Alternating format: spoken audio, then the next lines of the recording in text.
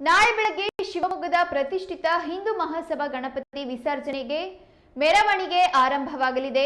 ಈಗಾಗಲೇ ಶಿವಮೊಗ್ಗ ನಗರದಾದ್ಯಂತ ಸಕಲ ಸಿದ್ಧತೆಗಳು ನಡೀತಾ ಇವೆ. 81ನೇ ವರ್ಷದ ಗಣೇಶೋತ್ಸವ ಇದಾಗಿದ್ದು 1945ರಿಂದಲೂ ಹಿಂದೂ ಸಂಘಟನಾ ಮಹಾಮಂಡಳಿಯಿಂದ ಗಣೇಶೋತ್ಸವವನ್ನು ಆಚರಿಸಿಕೊಂಡು ಬರಲಾಗುತ್ತಿದೆ. ಮಹಾಮಂಗಳಾರತಿ ಮತ್ತು ಪ್ರಸಾದ ವಿನಿಯೋಗ ನಡೆಯಲಿದೆ. ಆ ಬಳಿಕ ಗಣೇಶ ವಿಸರ್ಜನಾ ಮೆರವಣಿಗೆ ಆರಂಭವಾಗಲಿದೆ.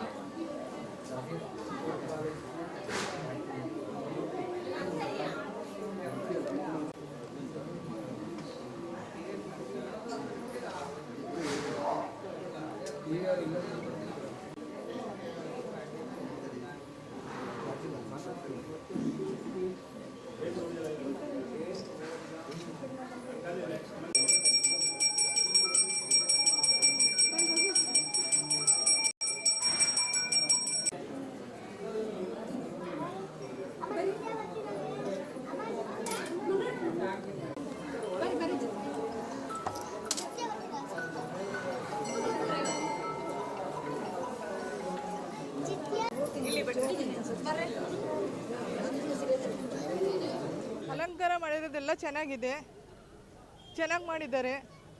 ಎಲ್ಲ ಒಳ್ಳೆ ಇದೈತೆ. ಎಲ್ಲ ಜನ ಹೋಗೋರು ಬರೋರು ಎಲ್ಲ ನೋಡ್ತಾರೆ, ಎಲ್ಲ ಚೆನ್ನಾಗಿದೆ ಅನಿಸ್ತಾ ಇದೆ. ಇದರಿಂದ ನಮ್ಮ ಕಲೆ ಹಾಗೂ ಸಂಸ್ಕೃತಿಗೆ ಬರುತ್ತೆ. ಆ ಕಥೆಯನ್ನು ಹೇಳ್ತಾ ಇದ್ದಾರಲ್ಲ, ಅದು ಭಾಳ ಚೆನ್ನಾಗಿದೆ. ಯಾಕಂದರೆ ಮಕ್ಕಳಿಗೆ ಈಗ ಹೇಳೋಕೆ ಸಾಧ್ಯ ಆಗಲ್ಲ ಈ ಥರದ ಕಥೆಗಳನ್ನು.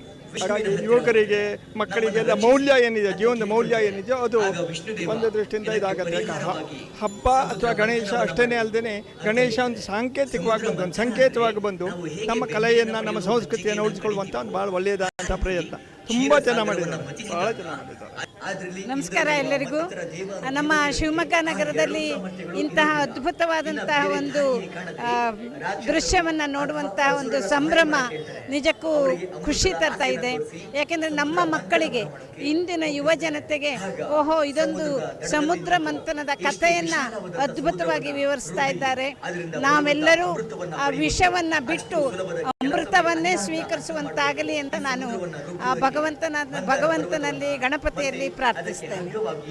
ಗಣೇಶ ಉತ್ಸವದ ಬಗ್ಗೆ ನಮ್ಮ ಶಿವಮೊಗ್ಗದಲ್ಲಿ ಇಡೀ ಜಿಲ್ಲಾದ್ಯಂತ ತುಂಬ ಚೆನ್ನಾಗಿ ಈ ಸರಿ ಅಂತೂ ತುಂಬ ಅಂದರೆ ನಮ್ಮ ಹಿಂದೂ ಸಂಸ್ಕೃತಿಯನ್ನು ಪ್ರತೀಕವಾಗಿದೆ.